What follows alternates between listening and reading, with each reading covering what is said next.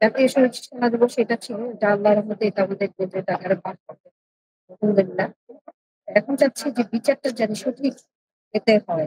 এর পিছনে যে ইন্ধনদাতা আছে তারা যেন বের হয়ে আসে। আমরা এটা চাচ্ছি। ইন্ধনদাতা যারা আছে তো আপনারাও জানেন। ফ্যাসিস্ট আপনাদের সরকার জায়গাতেই এর সঙ্গে জড়িত ছিল। তো আপনারাও জানেন, আমরাও জানি। কিন্তু আমরা বলতে পারি না। এখন যেভাবে আপনি জিজ্ঞাসা করলেন, আমি উত্তরটা বলে দিতে পারব। যে আমার এখন ভয় নাই। এখন আমি আলোর মধ্যে। এখন আমার ভয় নেই।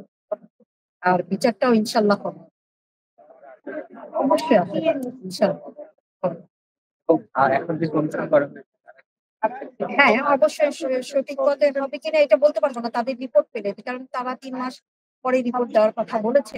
এখন তারা যদি রিপোর্ট দেয় তখন আমরা বলতে পারব এটা ঠিক হয় নাই বা ওটা ঠিক হয়েছে। আমরা তো আর জানি না ওরা কি তদন্ত করছে, কি বের করছে। আমরা তো বলতে পারব না। আমি শহীদ মেজর হুমায়ুন হায়দার ইসলামী। আমার মেয়ে এখন আমার নতুন মারা যায় আর ৪ মাস পর। আগে আর আমার হাসব্যান্ড মারা যাওয়ার ৪ মাস পরে আমার ছেলে মারা গেছে এখন। তার বয়স ছিল ১১ বছর। আমি আমার ছেলের খবরও জিয়ারত করতাম। আমি এখানে আসলে সবসময় আগে আমার ছেলের খবরে যাই।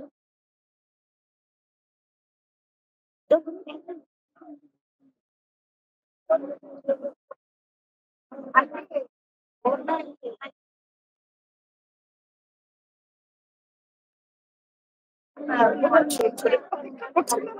দিনটাকে জাতীয় শহীদ সেনা দিবস হিসেবে ঘোষণা করতে। আলহামদুলিল্লাহ। এখন এই ঘটনার নেপথ্যে কে ছিল? কে এই ঘটনার নেপথ্যে এবং কার পরিকল্পনায় এটা হলো এটা জানতে চাই এবং যারা দোষী, যারা এই হত্যাযজ্ঞের সাথে জড়িত ছিল সবার ফাঁসি দাবি করব। এটাই আমাদের শেষ এবং যত তাড়াতাড়ি সম্ভব বিচারটা যেন হয়। এটাই এখন আমাদের